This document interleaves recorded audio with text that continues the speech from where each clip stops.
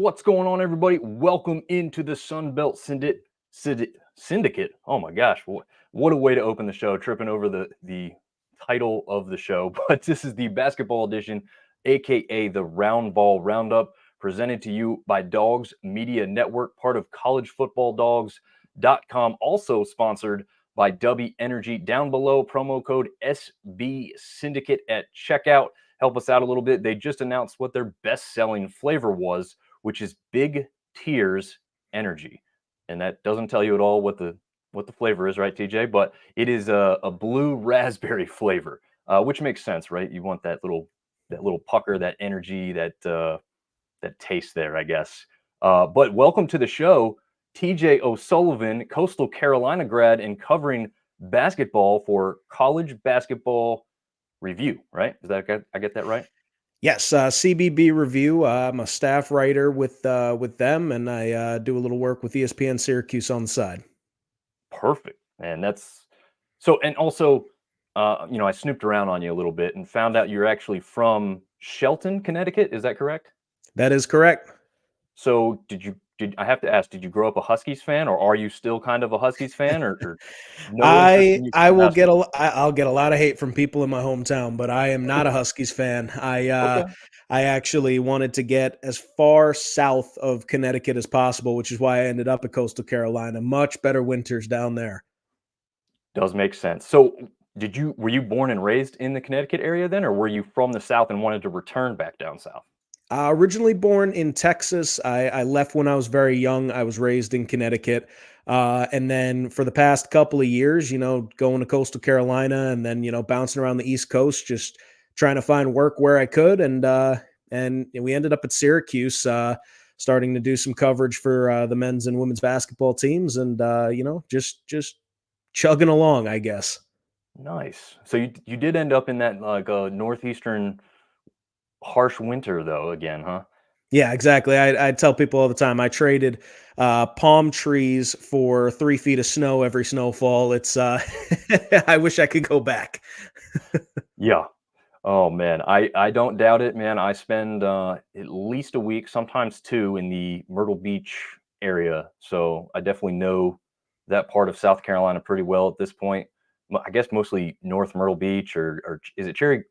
I always get this wrong. Cherry Grove, not Cherry Point, right? Or Well, Cherry Point is North Carolina. okay, Cherry Grove sounds better. I'm gotcha. more, I used to hang out on the Strip. I used to hang out in Conway. That was my neck of the woods. Nice, yeah, and that makes sense, right? I mean, what was it, like a 20 minute drive roughly to the beach? 15? 10 depending on Okay. how fast you go, but yeah, it's 501 traffic, not the best, but once you get there, it's a beautiful spot. Yeah, I was surprised when I went down there for football that it was uh so heavily uh traffic, I guess. Mhm. But I mean that's a good thing. I mean that means people are moving out and about when there's big games in town. So No, the last it means people don't know how to drive.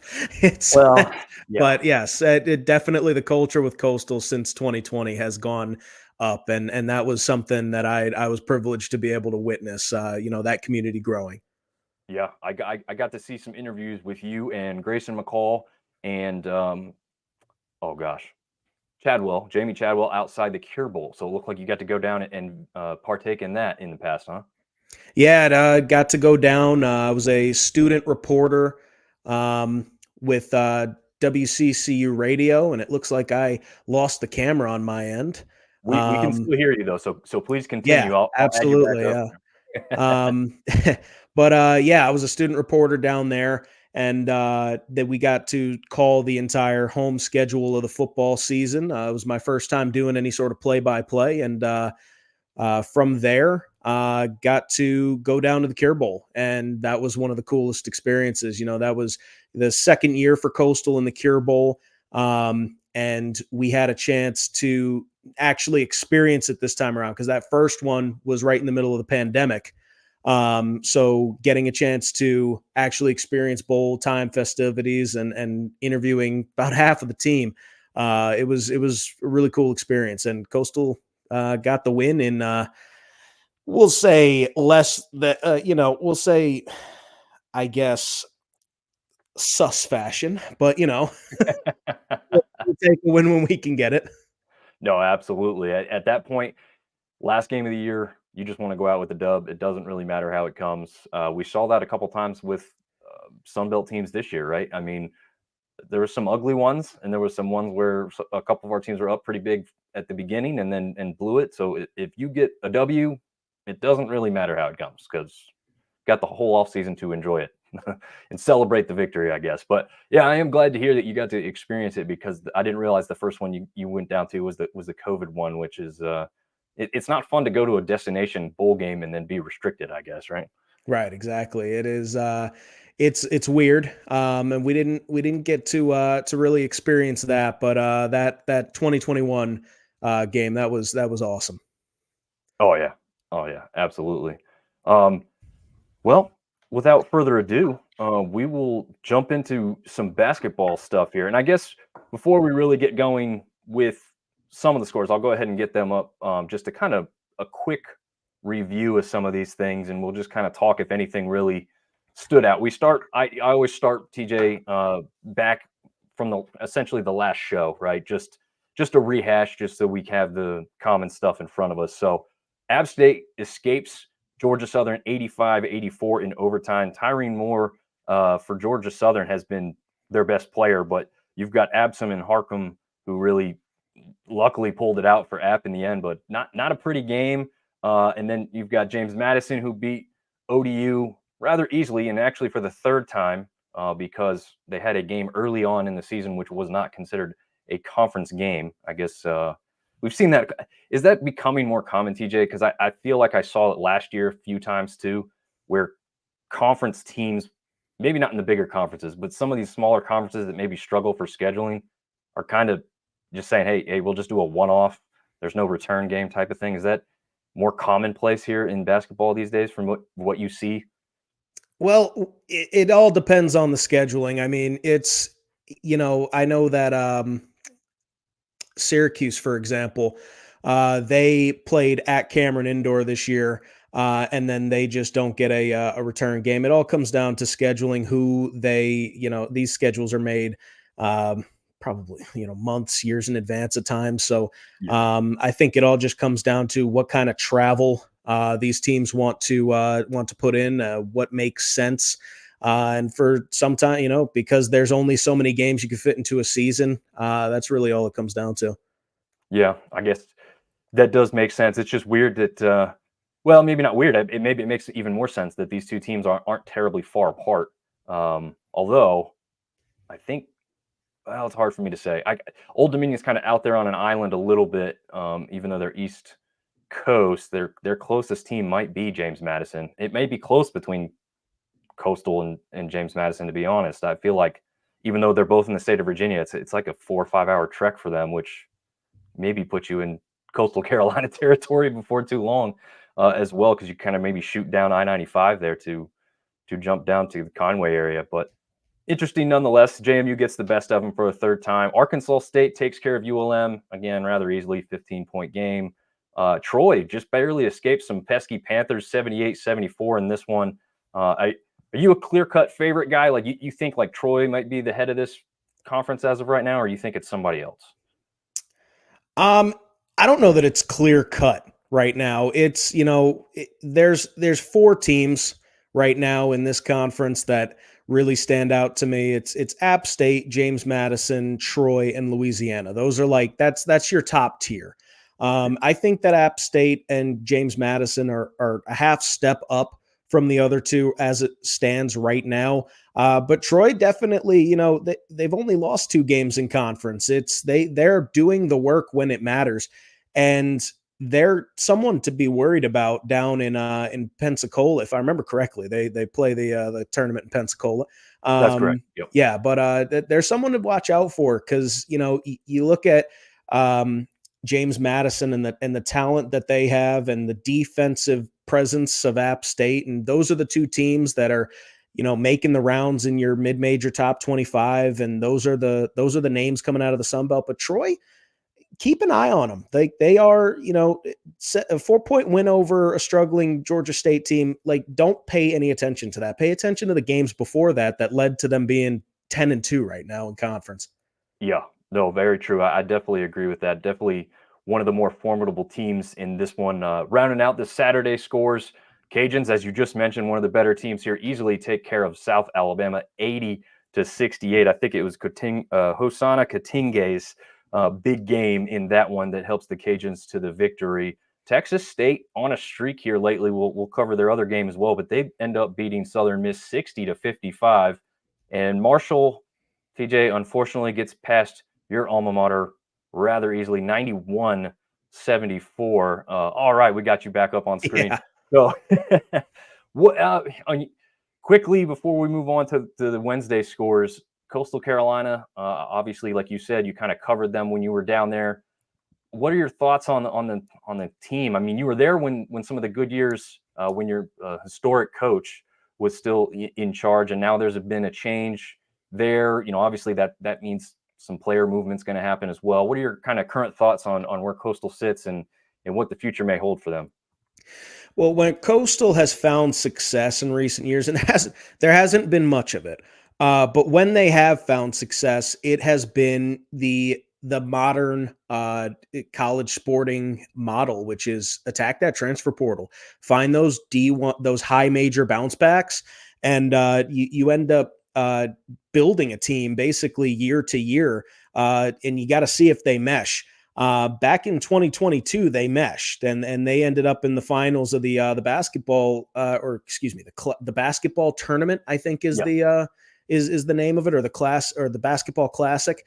One of those. We hosted the final, and that was one of those times where it worked. But this year, on top of just having a struggling season thus far, but then Cliff Ellis ends up retiring. So there's going to be some things going wrong in that locker room. Maybe not necessarily with the players and the coaches, but it's a shock. So I think that Coastal now with a new head coach, it's not determined yet whether or not that head coach is going to be staying there. His name is escaping me right now.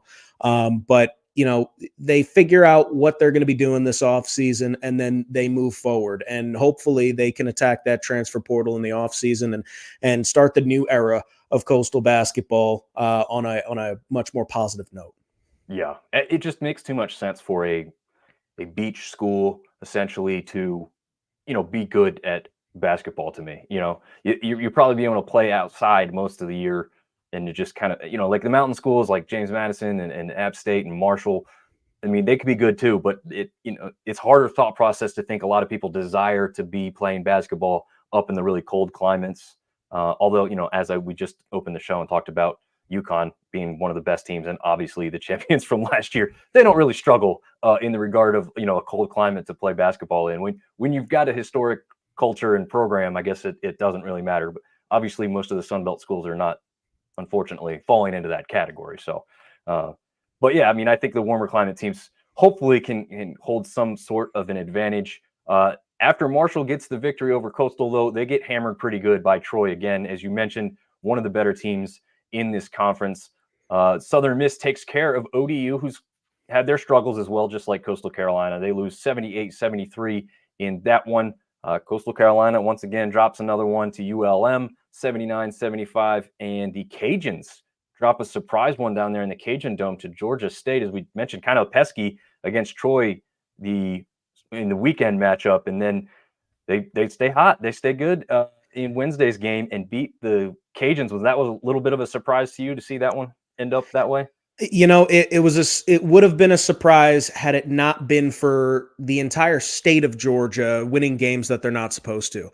With Georgia Tech, they knock off North Carolina earlier in the season. They knock off Duke. I think something's just in the water in Georgia this year. Just stay away from any team anywhere near Atlanta. That makes sense. I mean, Atlanta being kind of a hotbed for basketball, it does make sense there. Even though Georgia State's had their struggles, like you said, with Coastal Georgia State's kind of seemingly gone through some similar aspects with it, with a good head coach leaving, different terms, obviously, but yeah, nonetheless, some things to go through for Georgia State there as well. Getting through the rest of Wednesday's scores, excuse me. South Alabama takes out Georgia Southern 78-65. Actually, I was a little surprised in this one. Georgia Southern had been playing what I thought was a little bit better, and South Alabama, I believe, came into that game in a 5-game losing streak. So I actually thought Georgia Southern could sneak up and get another conference victory after having none before conference play started, but not to be. James Madison gets by a kind of sneaky Arkansas State team. They're one of the best three-point shooting teams in the league, but the Dukes get by them 77-73. And then App State, just like we talked about with the Cajuns, they drop a game on the road in San Marcos there to Texas State, 63-56. And the Bobcats now on a 3-game win streak. So any thoughts on those 3 games that we're looking at the screen there? Maybe the App State one is the biggest one to talk about. Yeah, I mean, App State, as every team is, I know you're an App State guy. This might not go over well, but they were due to drop a sneaky in-conference game at some point. They're coming off an 8-game win streak. I don't think it's anything to be concerned about. They're still, in my opinion, the best team in the Sun Belt right now. They just need to, they just need to bounce back. They come off of a sneaky win against Georgia Southern, 1-point victory, and then they kind of fall asleep at the wheel. So now they have the Sun Belt MAC Challenge to kind of correct that as they head into their final 8 games. Yeah, hopefully, like you said, for my sake and the rest of the Mountaineers out there, they can rebound. But yeah, and I feel like too, and you probably know this from your time covering basketball. I feel like Texas State is a sneaky place to go play for East teams, especially the furthest travel there you're going to have to take for a basketball game in all likelihood during your season. And yeah, I mean, they're not even the greatest team, right? Well, they're actually kind of pretty hot right now, I guess, with that 3-game win streak, but historically not necessarily the best team. But something weird about the environment down there in San Marcos. They get some victories in conference that maybe a lot of people didn't give them a chance in going in. A quick look at the standings here, and TJ, I also put some arrows for the people that are seeing it visually, and not unfortunately for the ones listening on the audio version, but a little bit of movement since the last time we saw this graph. Again, it's been essentially a week. App State and Troy switch places. The head-to-head goes to Troy, and they do not play again this year. So Troy will continue to hold that tiebreaker if they stay tied in the standings. Most of the other teams towards the top stay in the same spots. But then we've got a decent amount of movement there towards the bottom half of the league. Anything here really stand out to you that you want to make note of? Nothing that really stands out to me. I mean, like I said, you've got the top 4 teams and just about everybody else. It's, in terms of who we're talking about for postseason tournaments and who we're talking about for favorites for the Sun Belt, don't get me wrong. Like Marshall could go on a run, Southern Miss could go on a run, and they could be right in this conversation. But as it stands right now, it's just those top 4 teams that we're really worried about. And App State and Troy just swapping places with the same in-conference record. It's still anyone's conference right now. Yeah, no, I definitely agree with that. So the next slide here is going to be the women's standings. I always like to at least give a little bit of coverage there. So before we do that, though, do you have your early favorite, if you had to put a stamp of approval or money down, whatever it may be, that you'd say, I'm taking this team, I just trust them a little bit more to win the conference tournament? I was thinking about this because, when we're, planning to come on here, it was App State all the way. And I still hold pretty true to that. I think that App State is the most talented team in the Sun Belt right now. You have to look at James Madison, though. And when you look at those 2 teams side by side, you've got the best offense in the Sun Belt in James Madison. And then I'm trying to get my hand in the screen.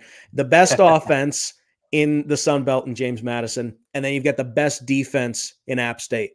They don't go up against each other again. They've already played twice. App State has their number. They're 2-0 against they're 2-0 against James Madison. But I wouldn't be surprised. Those are both single-digit losses. I wouldn't be surprised if James Madison were to pull out a third in that third matchup, potential third matchup in the Sun Belt tournament. I wouldn't be surprised if they pulled it out. Will they? Only time's going to tell. But like you look at this James Madison team and the amount of scoring that they do, I don't think that there's a single player in the Sun Belt that can match up like step for step, shot for shot with Terrence Edwards Jr. He is a heck of a talent. He is on his way to having a very successful basketball career. He impresses me.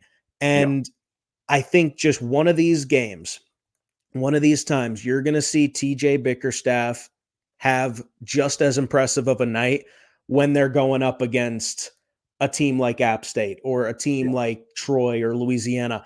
And you're going to see just what this team can do. Like 21-3, impressive, but we're yet to see that team really unload on one of these top half teams.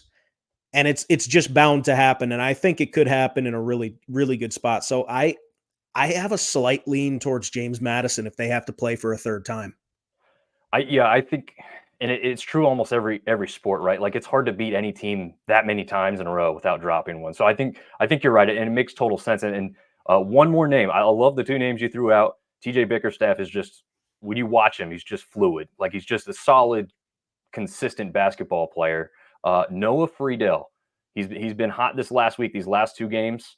And so if they get all three of those guys, so I'm looping in Friedel with the guys you mentioned, Bickerstaff and Edwards. Like you said, watch out for this team, because that's you got three of the five guys on the court at all time going off. That's a dangerous thing to be seen. Do you have a sneaky team? And if you need a minute to think, I can throw mine out first before we move on. Somebody that's maybe middle of the pack or just under those first few good teams that you think could make some noise in the tournament. We saw South Alabama do it last year, go on their big run to get all the way to the championship game, in fact, and give Louisiana one heck of a time trying to still close that one out.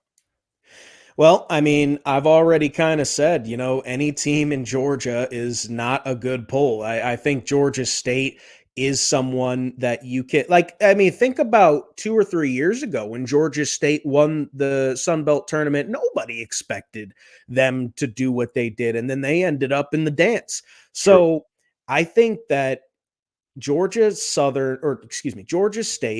not Southern, is just always a team to watch out for, because they play with a different type of intensity. They're very scrappy. They're very defensive driven. It just hasn't clicked yet this year, but there's still 7 or 8 games to go. Don't count them out yet. Yeah, no, I agree with them. To me, it was between them and the team right above them in the standings right now in Arkansas State. To me, Arkansas State doesn't necessarily have like that one big dominant man down low. That's where I feel like they can't necessarily completely take over a game. But again, I think I mentioned it earlier part of the show. One of the best, and I think they may still be the best, 3-point shooting team in the conference. And TJ, I'm sure with your experience in basketball, all it takes is for them to get hot at the right time. If they're shooting out lights out from three and they can put 3-4 games together, now they're going to end, possibly find themselves in a championship game that no one had them, having any business being in before the conference tournament started. So it's funny that we both picked teams that were, neck and neck right there in the conference, and for similar reasons about them getting hot and having the ability to surprise some people. So yeah, pretty good there. But I don't see any of the bottom couple teams there to Texas State, again, 3-game win streak. I just don't see that run continuing a whole lot longer with where they currently are in the standings at this point. So do you watch much of the women's game? I mean, I know it's hard, if you're consistently watching what you have to do and what you follow, it's hard to follow another sport in general, and one that's a little different too, right? They're still playing 4 quarters on the women's side, but do you ever get to check out, or how much, maybe did you cover when you were down there in Conway? Well, when I was down in Conway, I was pretty in tune with the Sun Belt women's the women's division. It was, I remember a team in Conway that I thought should have done a lot more with Aaron Freeman, who's still there, but then you had Jordan Newsom, Janine Camp, 6'5" and absolutely deadly within 5 feet, and blocks shots into the third row. I thought that Coastal team had a chance to do something special, and it just never clicked. But yeah, I mean, I try to keep tabs. I'm more into the ACC right now in terms of women's basketball, but admittedly, I should be doing more. Well, yeah, again, when you literally, are told to follow a certain thing, you kind of have to do that. Yeah. And obviously, there is another level to the ACC, and that's one reason why we literally put this show together to bring some more awareness and some more followers to Sun Belt Conference basketball. So, in doing that, this is really interesting. For the last 2 weeks, at least, maybe even longer than that, this standings has stayed relatively similar, with the top teams continuing to win and the bottom teams kind of continuing to lose. And the only movement really is right there in the middle. Again, I think a clear favorite here is Marshall to take this conference, but James Madison's women did just go in there and beat them to get their first, or hand their first conference loss. So I don't know if you have any real thoughts on this. Again, I'll be honest, I'm not going to lie to everybody watching or paying attention. I don't get all the ins and outs of the games and everything. I am scoreboard watching and standing watching, so I can't put a total, eye test on this one. But I would say Marshall is pretty much the clear-cut favorite as of right now to take it on the women's side, unless you see or heard anything different over there, TJ. No, I mean, I am looking at these standings. Yeah, Marshall is, I'll take your word for it if I'm honest. But no, I mean, from what I remember from last year covering the Sun Belt, keep an eye on James Madison on the women's side as well. They don't have Kiki Jefferson anymore. She followed me to the ACC. But the James Madison women they are dangerous. They get on you in a hurry, and they put up a lot of points at a time. So that's definitely a team to watch out for. And the Troy women, and a couple years ago, the App State women.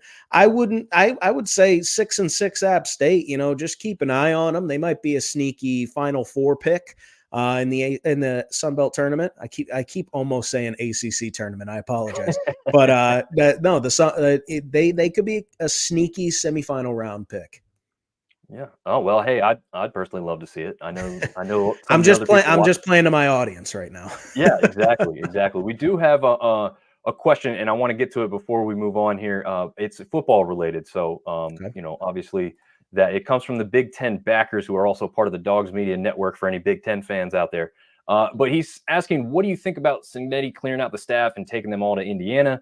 Can Indiana compete in the Big Ten with Cignetti, and can JMU football rebound without him? TJ, do you want to take a shot at that one first? I guess I'll keep that up there so people can read that back if they want while you answer that one. Well, what I will tell you about Curt Cignetti, I think that he is one of the premier names in college football right now in terms of coaches. I know that he hasn't proven himself at the power conference level yet, but look at the work that he did at James Madison. Just the ability to attack that transfer portal. I mean, he went out and found Todd Centeio, and Centeio went off and had an incredible year. Absolutely. James Madison was the force to be reckoned with. Coastal didn't hand them the torch. They ripped it out of their hands. Yeah. And that was just the way that it went in their first year. And then they follow that up with, what was that, a 12-1 year? So, he's had one loss, I think, in his entire time at James Madison at the FBS level. I could be wrong there. It could be 3. But even so, like, him taking the entire staff to Indiana with a game that has been affected so much by the transfer portal, I think that he could easily turn around and just create a contending team. I mean, look what this is pretty local for me. Look what Fran Brown is doing in Syracuse. Yep. He came from Georgia as an assistant coach, and he's all of a sudden he's got 5 stars looking at Syracuse. Syracuse football hasn't been relevant since Donovan McNabb. So it's like, yep. Hey, I mean, it's like at that elite level, they haven't been there. They've had 2 straight seasons where they've been right outside of the top 25, or they've been ranked, and then they go on a 5-game losing streak when they get to in-conference. So Fran Brown getting those transfers. Curt Cignetti, I'm sure that he's putting in work right now. I don't keep tabs on Indiana football right now. But I'm sure that he will be just fine. It might take a year or two, but I'm sure that Indiana will win their big game within the next 2 or 3 years. Yeah, I don't think you're wrong there at all. I like what you're thinking, and you may remember this. I think this was during your time at Coastal when App State lost Drinkwitz to Missouri. I feel like this is a very similar, like a sneaky good hire. Maybe it's not even sneaky. Maybe enough people know. One thing that is different here is how many people Cignetti took with him, but obviously the transfer portal rules were vastly different at that time. But we've seen what Drinkowitz has done here at Missouri, just like you said, kind of getting them with Syracuse, just outside the top 25, or at this point, I think he had them within the top 25 a few times this season, and getting some 5-star recruits and stealing some recruits from some big time conferencing. And not to mention, Cignetti didn't just clean out James Madison; he took a few players from a few Sun Belt teams. So he's doing his best to put a all-star Sun Belt roster up against everybody else in the Big Ten, and I'm really interested to see how it goes. I'm not necessarily going to root for Indiana, I don't think, but if they look good, that's going to only bode well for what it meant for all those guys coming out of the Sun Belt Conference and probably playing some big roles. Like you said, may take a year there at Indiana, but they may roll that into a winning culture and a fan base that's going to be really excited for the future moving forward. So even though it was off topic, thank you very much for the question, because it's obvious TJ possesses a ton of football knowledge, just like the other TJ who helps me host the football version of the show. TJ, we're going to have to loop you back in come football, man. I'm very impressed with your knowledge base and everything you've got to say so far. Yeah, I appreciate it. Yeah. So I know that you at some point have to get rolling. I'm going to run through each game of this Max Sunbelt Challenge rolling up. If you want to stay, you can. If you need to go, obviously understand that. But that is the next thing to jump into here, just kind of looking about what the team did the last time in the MAC Challenge and what they've got coming up this time around. Let's run through some Sunbelt Maction, and then I'll take off here. Okay. We'll go through the kind of, I'll be honest, the bottom kind of teams first. So we'll roll through these a little bit faster. And as we get up to the top 4 or 5 teams, we'll maybe talk about them a little bit more. South Alabama went up against Buffalo in that first matchup. Buffalo team that's not very good there in the MAC at this point in time. So South Alabama took that one rather easily. Now they're playing Northern Illinois, who dismantled App State, honestly, in their first round matchup, which now looking back looks very shocking. But it was an early season match. I guess at that point, nobody really knew what to expect. What do you think, this one holds for us, I guess? I don't think either team's going to blow anybody away. So you have either a favorite or just a thought on this one real quick? Well, I'll use this as an opportunity to kind of touch on what you were saying, that I continue to have to explain to people on Twitter. I don't take the November matchups that seriously in February. That's one of the first games of the season. Granted, you look at who actually won in the MAC Sunbelt Challenge first time around, and you had the top 4 teams in the Sunbelt right now. 3 of them lost, and James Madison took double overtime to win. So It's like, that's just the first couple games of the season. I don't think anyone knew what was going on. And NIU's 8-14 right now. They could be a completely different team. So I think that South Alabama, they got to do their homework. They got to get in and they got to take care of business. NIU is not someone to be messed with, obviously. Yeah. They can't fall asleep on them. But I would take the first round against App State with a grain of salt. Gotcha. Yeah, I don't disagree there. Honestly, 91 points against Justin Abson, as we talked about before the show started a little bit. TJ Spiller, or not Spillers.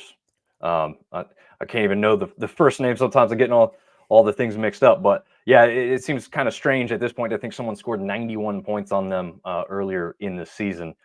This one not nearly as high scoring as that 91 point total we just talked about, but Old Dominion does drop a close one to Ball State. Old Dominion's gone through a bunch of turmoil with the health of their head coach, their best player in Vashawn Allette being literally kicked off the team for reasons essentially unknown. A Canadian player, really.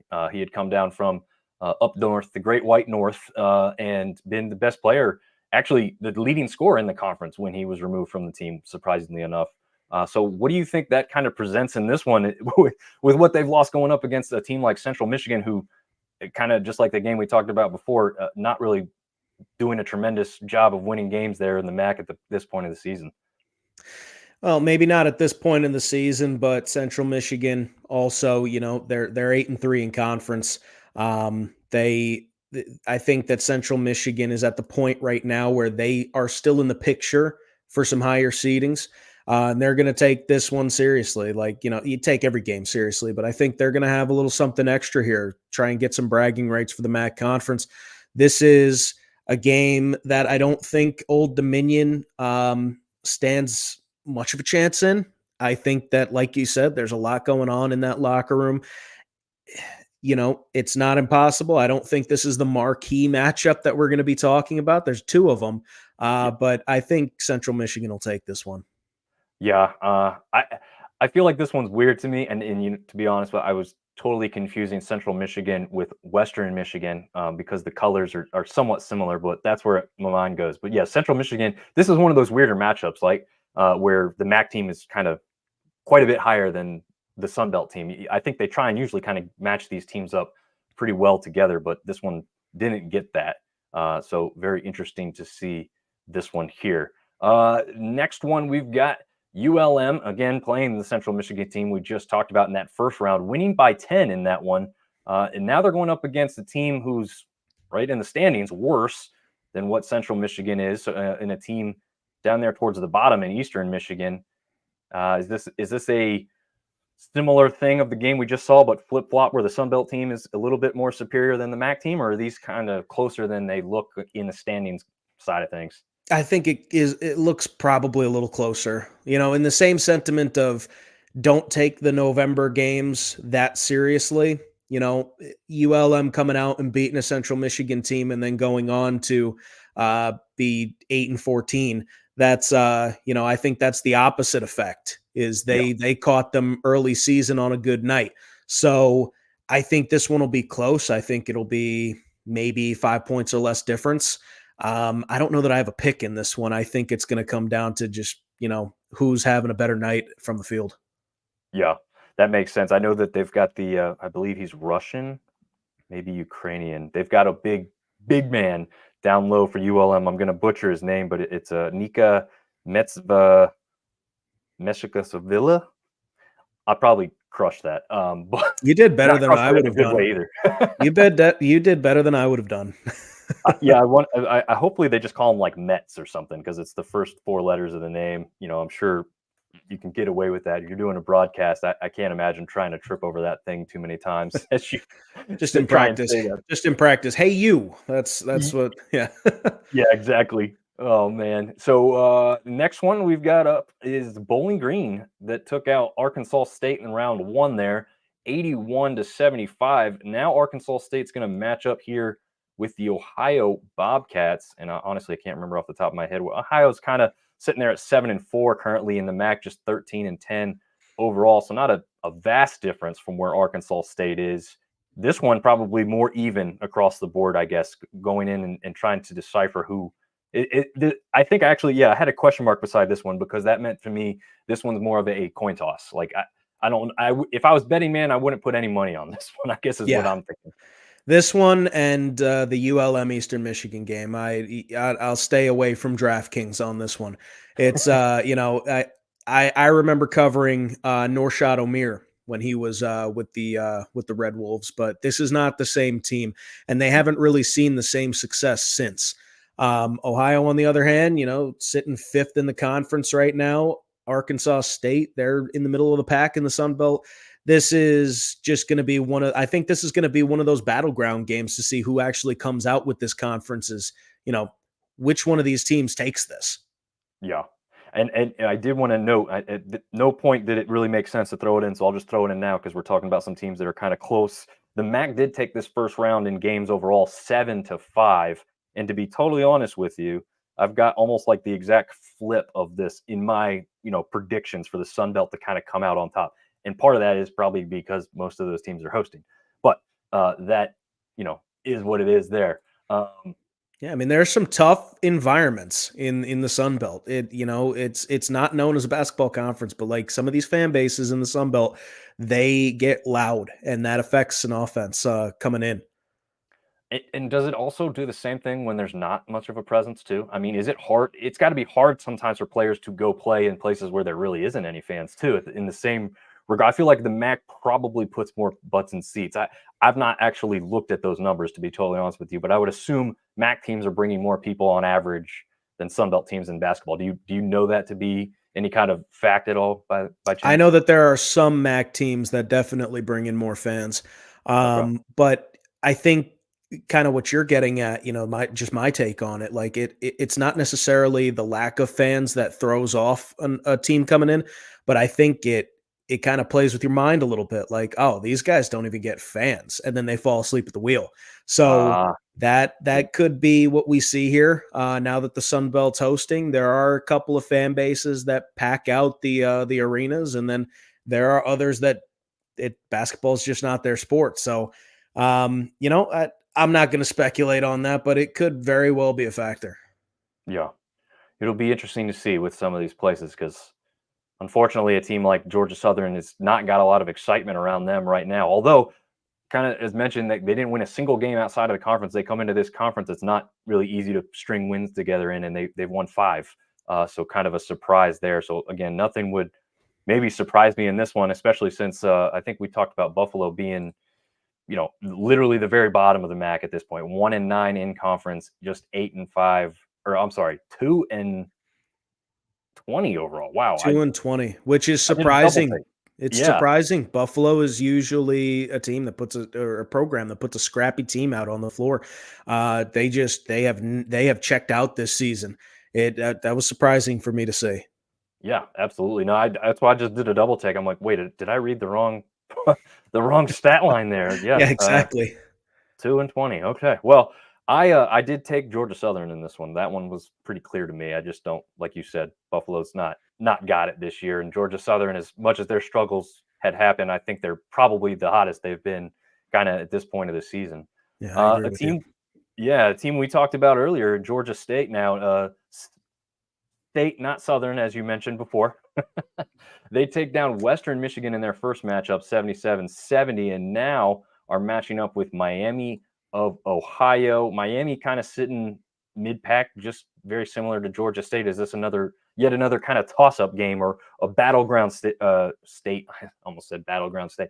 A Yeah. battleground game, as you mentioned before as well. Well, hey, elections coming up. People are It starting to is. campaign. So, no, I think this is another one of those battleground games. It's not. It's two teams that are looking to turn something around or start a push. It's going to be a good game. I do have Georgia State in this one, and I am gonna. I feel like a lot of Georgia Southern fans are going to be upset that I brought up State, not Southern, but uh, I couldn't help myself. Well, I was going to say we'll know here in a minute if people start rolling through the comments, but if not, they'll probably let us know later on the social media aspect. Maybe I'll take some clips and make you famous on their end. But yeah, I agree with you here. I'm taking Georgia State. I think they've been playing very well lately. They've got kind of a three-headed monster. If Lane and Odom can team up with, oh gosh, I'm going blank on the third name that I was thinking of. Is it Taylor? Maybe. I think it was Taylor I was thinking of, but a couple of those guys have been putting some games together lately. If all three of them are hot, just as kind of mentioned with James Madison earlier, they could maybe roll that into a victory here against Miami of Ohio. And then we've got Akron and USM that matched up in the first round. Akron winning rather easily. Southern Miss kind of struggled to put it together. I don't know how much you were aware of the team that they thought they were going to have come into this season has not been healthy and not really been all on the floor at the same time. However, they've still strung some games together. What do you think that they could present to Western Michigan in round two here? Well, yeah, and like you said, talking about what's going on with the team over at Southern Miss, Southern Miss is historically relatively good basketball program. So looking at their standing right now, it was surprising to me that they were only 7-5 in conference, just two games over 500. Like that was that was a shock to me.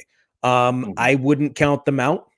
I would say that they take this one against Western Michigan, just because I know how this team plays. They shoot the ball well.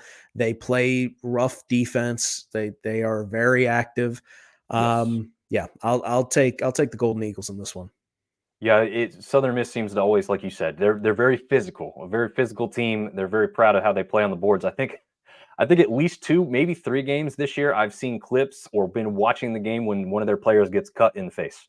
So if that doesn't tell you the brand of basketball that those guys play down there, I don't know what else to tell you. So yeah, I definitely favor that one a little bit here. Texas State got a victory in their first one against Miami, Ohio, going up against Ball State this time around. As mentioned, 3-game win streak also coming into this weekend's matchup. Does that continue for the Bobcats for you? I could see them continuing. I could see them stretching it to 4. Ball State sitting right around 500. They are, this is another one of those games where Ball State's going to have to figure out whether or not they want to make a push.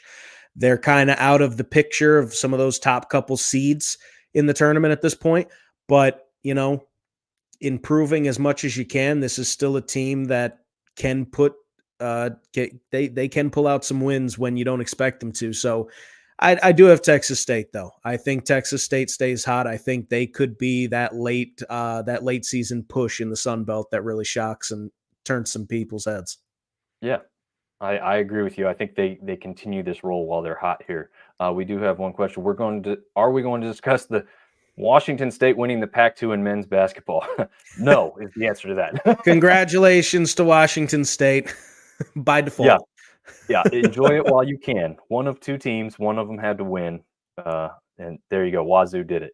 Okay, so now we're starting to roll into a little bit better the teams at the top, at least for the Sun Belt, mostly for the MAC as well. I think obviously, what I think I had a little thing here. There's a ordinal sports group who's kind of putting this together or assisting in putting these matchups together, and they're combining relevant net data, geography, frequency of past contests, and that's going to be considered to help shape these matchups. Which actually, before we talk to this one, is it surprising to you that Marshall wasn't included in this, being located where they are, so close to so much of the MAC country, and they just didn't get included in it? And I don't know the background of that. Maybe they didn't have interest or whatever. They were just the odd man out. But it seems kind of interesting that a team. I think, in fact, Ohio's on the screen. I think they have a big historical rivalry with Ohio, at least on the football field.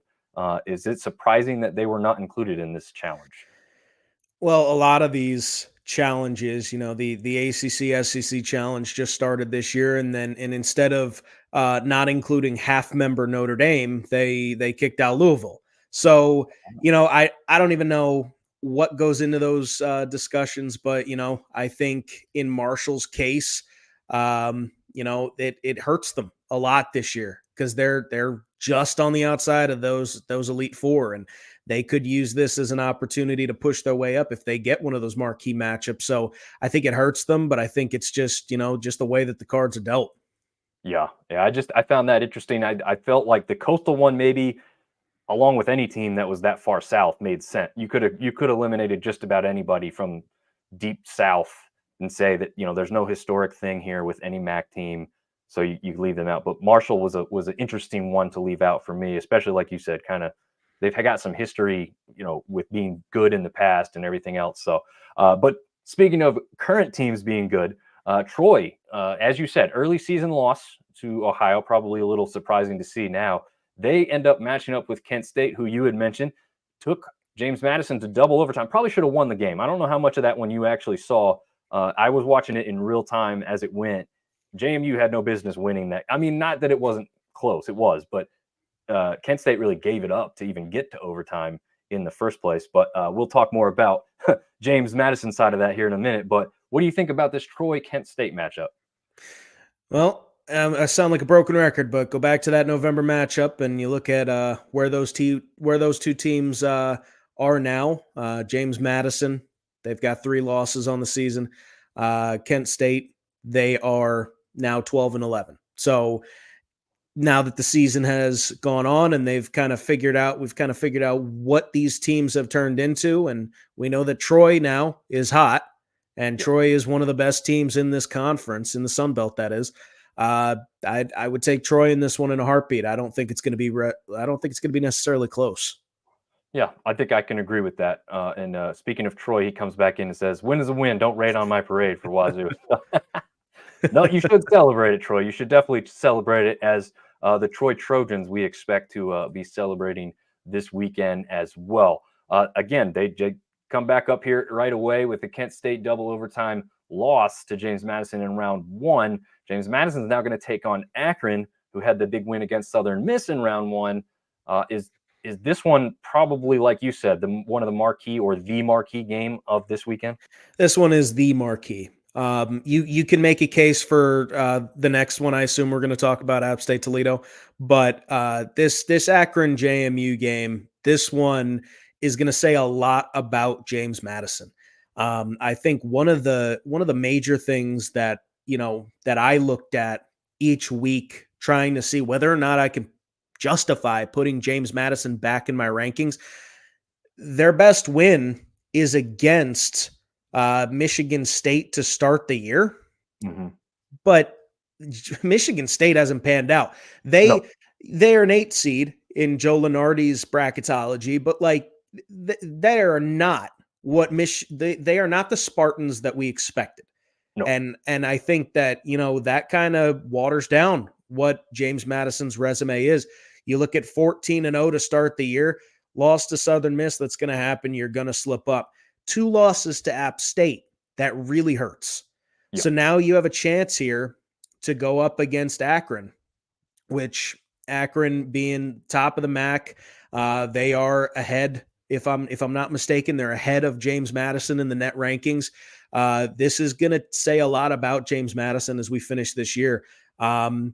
I still, at this point in time, think that the Sun Belt is a one-bid conference this year. The 2 names that have a chance are App State and JMU, if a lot of things go right for both teams. Yeah. But James Madison needs to win out if that's the case. In my opinion, their resume just isn't strong enough. And they either have to win out or they got to win the conference championship. But a win against Akron would be huge for them. So I think they've got a lot to play for, and I'll take the Dukes. I agree with you. I think actually, yeah, I won't lie. I wrote down Akron. Like you said, JMU can put this together and win. And I just don't know if like you said, those 2 losses to App State make me just not fully trust James Madison in a game like this just yet.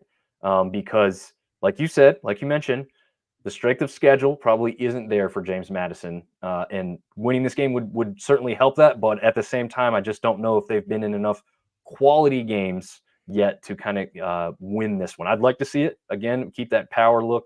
Well, I don't know, power is the right word, but some further respect to the Sun Belt with a James Madison victory here in this one. But yeah. And I think just one more thing, Yeah.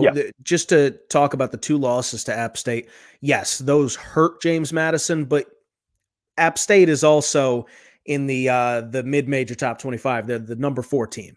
Like this is the 4th best team according to College Insider. This is the 4th best team outside of the Power 6. So like I think that it's okay to have your 2 losses come to them.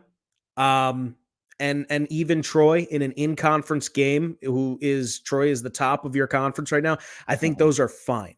But beating Akron, who's number 15 on that same list, that's really going to help them. And I think that it's not necessarily the fact that App State, I don't know the best way to put this.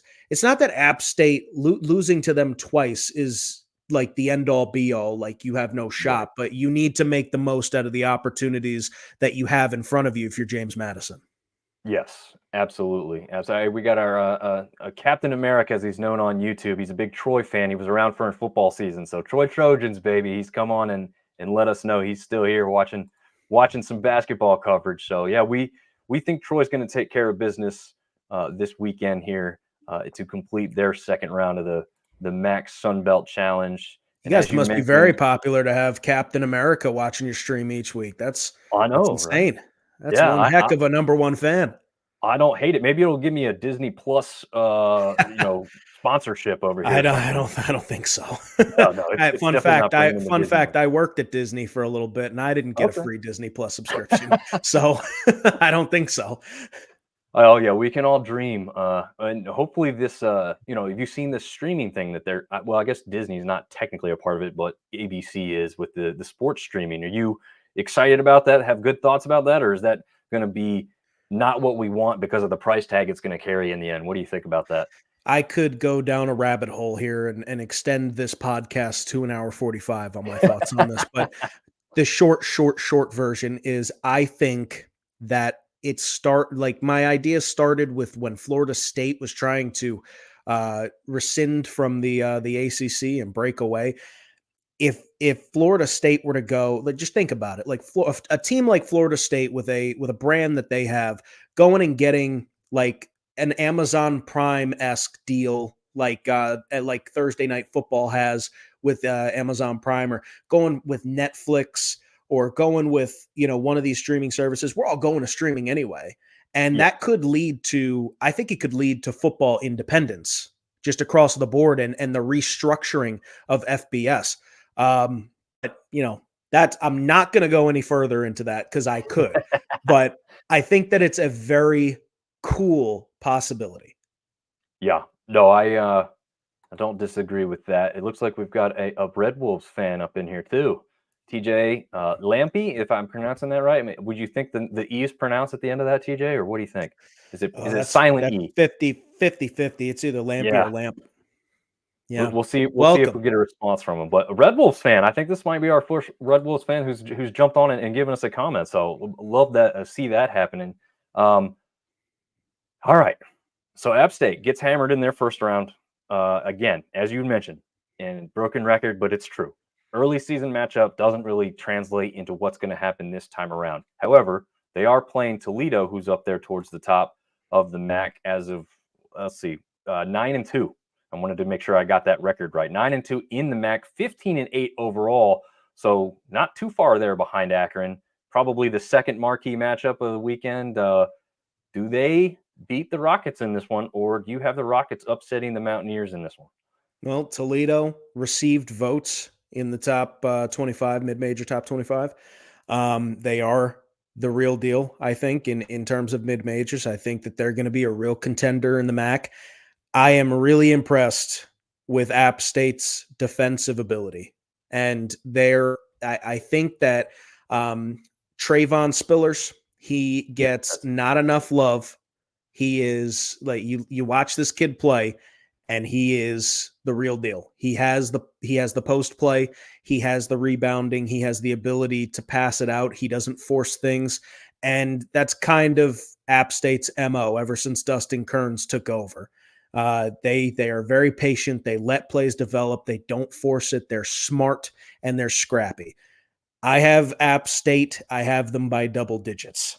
Oh wow, And that'll be my hot take of the evening. nice. I'm not even going to tell you what I thought because I like that take so much. I'm gonna leave You that picked one. Toledo, didn't you? I did. I Well, we have you're to right. disagree. We were doing too much agreeing. So That's true, right? We needed a little first take. to give me your take on Toledo, we gotta argue a little bit. Well, it's that Toledo's obviously a very consistent team, 15-8 and 9-2 within the conference. So they're not dropping a bunch of games. They're not stringing together bad games, right? They play well more often than they play poorly. And unfortunately for App State, I feel like this game is coming at the wrong time right now. The play against Georgia Southern was not good. It was not impressive. Quite frankly, they probably should have lost that game.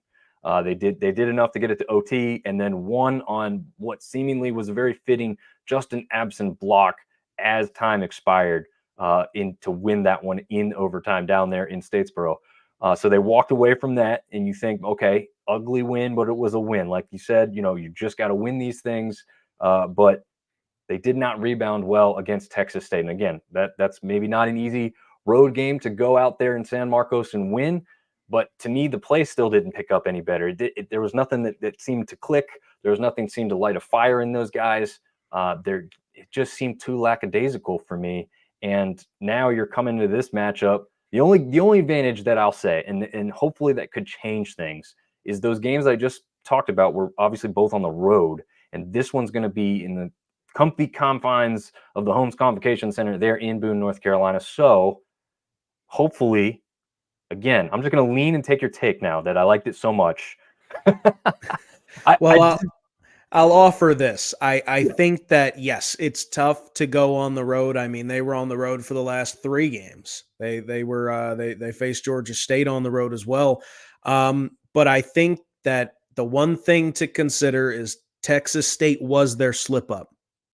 And I think that that was their wake up call. And usually you see, if App State's really about it this year, those good teams, they take that loss and they rebound well and they come ready to play the next day. And with an opponent against Toledo that could really help their stock going into potential bubble team territory, this is the game to figure out whether or not App State is really about it this year. Makes sense. I do agree with that one. Oh, surprise. We did not end with App State. So we have the Cajuns to still talk about. In fact, yeah, okay. So this is the last one. Just wanted to verify that before we got into that. So the Cajuns lost to Toledo in this first round, I guess, like we're calling it here. And now they're going to match up with a Bowling Green team. Cajuns were kind of just about as hot as App State was before dropping this last game to Georgia State. And now they're going to play a team like Bowling Green, and I'm going to have to bring that up and remember exactly where Bowling Green sits. So Bowling Green is 7-4 within the MAC, 16-7 overall. So again, maybe this is the third marquee matchup of the weekend. I don't know. What's your thoughts on the Cajuns? Did they kind of right the ship after that loss to Georgia State, or does Bowling Green come in here and get a victory? I think they right the ship. Bowling Green, yes, they're towards the middle or top half of the MAC. I wouldn't consider this to be a marquee matchup, though. I think that the Cajuns are in a better spot, and they're in more of, I guess, a spot that makes sense for them to get hot. This is that final push for them where Bowling Green is kind of just counting the days until the MAC tournament, trying to see what they can put together. I think this is Cajuns all the way. I tend to agree with you. I think they're going to be pretty ticked off, I guess, is a clean word to use about how they played there, especially at home in the Cajun Dome and dropping that one to Georgia State. I don't think they're going to be happy with that performance, and they may take it out on Bowling Green this weekend. So officially, that wraps up what the focus of the show is. But TJ, before we get going, first of all, tell people where to follow you. But I also want to hear your early take, because you're doing a little bit more national coverage too as well. You have to be doing it because you're focusing on one of the biggest basketball conferences in the country. So you've got to be aware of everything else going on. So give me your information, but also give me maybe your early outlook on who you think could end up towards the Final Four, or at least the championship game, if you will. If you've already got that, if you don't have that in mind, maybe make one up in the last second here. But I have a feeling you have some ideas of who you expect to get there. Well, lucky for you, I made a bold prediction at the beginning of the year, and it's on cbbreview.com. My preseason hot, maybe insane takes, I think, is the article name. I have Purdue to the Final Four. I believe that, and they're a top 2 team. TJ, great job. You figured it out. But no, I think that, you remember they were a 1 seed last year. Yes. And they were upset for the second time ever, a 16-1 when FDU, I can't remember the saying. What was it? FDU. FDU. That's that. There's a catchphrase that goes with it. Fairleigh Dickinson, right? Is that who it was? Fairleigh Dickinson. Yeah. Yeah. From the NEC defeated the number 1 team in the nation. And, I think that you look at that roster and you see that they didn't reload because they didn't have to. They returned 11 guys, and they returned the player of the year in Zach Edey, who's pretty much a lock to repeat. So I think that Purdue goes into it and they don't drop the ball. They go into it as a 1 seed. They ride the they go in as a 1 seed. They ride it into the Final Four, and from there, I don't really know, but I do also have North Carolina in the Final Four. Okay. And North Carolina with that recent loss to Georgia Tech, it's a little scary. But this team with RJ Davis and Armando Bacot, it's the real deal this year. They added shooting in Cormac Ryan from Notre Dame. They're an elite team. They are the best team in the ACC. They are probably the third best team in the nation as it stands right now. Could be number 2. I might give them a slight edge over Purdue if I'm being completely honest. Okay. But yeah, I think that Purdue and North Carolina to the Final Four, and from there, I don't really know. It's one of the Big 12 teams because there's like 5 of them that could end up there. Yeah. I'd keep an eye on for the Sweet 16 at least. I'd keep an eye on Iowa State. Okay. We'll see what happens, but in that Mountain West Conference, I was just going to ask you that one. that Mountain West Conference, the thorn in my side for my rankings, just because I have mixed feelings about Utah State. I think San Diego State's a very good team. I think Utah State's a very good team as well. There's like 5 teams in the Mountain West that could, that could make a case, but Yeah. it's tough. They're definitely like a 4 or 5 bid team this year, or conference. Yeah. Excuse me. Yeah, they're very formidable. It's like what the Sun Belt hopes to become, right? Like a mid-major that's got like a dominance section of the conference there. And Captain America has come back and asked a very important question. Obviously, as a Coastal grad, I'm sure that's Coastal somewhere on the list. But obviously, you did you grow up with loving somebody else, or have you just fully bought into Syracuse with your time up there? Kind of where do you sit on favorite teams as far as that goes? Well, I grew up in a family that was 2 generations deep Notre Dame grads. Okay. So Notre Dame football was a weekly holiday for us. It has been some of the best moments of my life and some of the most gut wrenching, Mm, heartbreaking moments that I've ever had to endure. But Notre Dame football definitely my favorite. But Shant's up all the way, there you especially go. here. Yeah, especially on a Sunbelt podcast, right? Definitely got to go with that. Hey, so real quick, I want to touch on this. So you mentioned the fact Purdue lost as the 1 seed, and in a mirror image, didn't Virginia do the same thing and then win the national championship the very next year as well? Yes, they did. Do I Interesting. think it'll happen again? No, but No? Okay. I think they'll get to at least the Final Four. I can We'll respect have that. to see. Yeah. Yep, I mean, Shant's up, Captain. yep. Troy fan paying respect. Look, he's literally saluting you as he says respectable. It's got to be one of those things like you just have a fan base that's similar. Maybe you hate each other on the field, but when we're doing stuff like this, it's just all about the Sun Belt getting better and coming together and being something everybody wants to watch and be a part of. And I know baseball is going to bring that as well as you well know with Coast. Did they win? The national championship was just before your time there. Just before my time there, actually, Okay. the national championship put Coastal on my radar, and then I took my college visit, and I was like, "Wow, this place is special," Okay. and that's how I ended up there. So I thank Gary Gilmore every single day, and There you this go. is his last ride.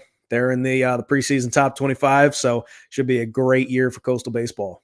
Yeah, from what I hear and what I gather, the missing piece or link was a little bit related to maybe pitching last year, and they feel like they've really gotten that this year. They had some young guys who they expected more out of this year, I guess, too. Yeah, So I mean, we're my hot take is they had the best lineup in the nation, but they made some questionable decisions in the regional with their pitching staff, and it led to them getting knocked out in their own regional. So I think this year they've got Austin Bodine coming back, they've got Derek Bender coming back. It's still going to be a dangerous lineup. Now we got to see if the pitching staff follows suit. yeah, absolutely. You got any other quick takes on another team or two that could be up at the top of the conference for baseball? Well, Texas State. They are always in the running. They are always in the running. I mean, it's Texas is one of baseball's one of the Yeah. golden areas. So definitely keep an eye on the Bobcats and Georgia State as well. Georgia State is a thorn in Okay. coastal side for baseball. I'd honestly I couldn't tell you who is still on their roster from when I was there or who they've reloaded with, but Georgia State usually fields a very good team. Yeah. Georgia Southern's got a sneaky good team too. I feel like last year they had some struggles that maybe they didn't see coming, but they had some games where they put a lot of runs on the board as well. And I feel like not enough respect is being paid to Southern Miss too. Not by you specifically, TJ. I'm talking about in the nation. I mean, where they got to last year, and I feel like in what we've seen on some of the football aspects, I feel like yeah, maybe the roster isn't what a lot of people are looking at correctly. You got to think about like the winning culture, the fan base. They sell out season tickets for baseball. I Mhm. think that's just a phenomenal thing for anybody to do. Knowing with what I've seen with baseball in college, right? So Yeah. yeah, I think Southern Miss is going to come out of nowhere a little bit. The Cajuns may return. We know that they've got a pretty good program down there. And now that we're saying all this, I'm definitely getting you back on. I have two, I think, at least one pretty permanent co host for baseball coming up. But TJ, we're definitely going to have you on there to actually know what you're talking about and get your thoughts on baseball at some point as we go through the season here. But Yeah, I'll be keeping tabs. You just let me know. oh yeah, absolutely, man. This was by far and away our best basketball show. It won't surprise me if the numbers show it uh, when it's all said and done. Thank you for bringing your expertise and your time really to the show and doing this because I know there's other things you have to be doing. I think so. We're Like going I to have said, to. I can push that back. It's no problem. I sent him a text right in the middle. This was a lot of fun. I'll 100% push that back for this. Okay, well, awesome. We really appreciate it. That'll wrap it up. I think this is by far the longest show we've had, and in the best way possible. So again, TJ, I really appreciate you coming on and providing some expertise, quite frankly, on what you've seen from the MAC and Sunbelt so far. Hopefully, this weekend can live up to expectations on our Sunbelt side of things for us. And before we go, just tell people one more time where they can like and follow you with your write ups on basketball and just in general if they want to follow you on social media. Yeah, definitely check out cbbreview.com. Wonderful group of guys there that we're covering all basketball all the time. So definitely check them out. Once again, cbbreview.com. And then on Twitter, I am at @SullyVoice_. So check me out there. I've got some links in my bio to the rest of my stuff. But yeah, definitely check out CBB Review. We post daily, and we're going to be getting really busy Yes. with these next couple of weeks. There's a chance that I end up in Arizona, so we'll see what happens. But All right. definitely follow me for Boston. I'll be in Boston for the Sweet 16. Oh, very nice. We will definitely be following along. Once again, we thank you very much for your time, TJ, and we will see all of you guys next time.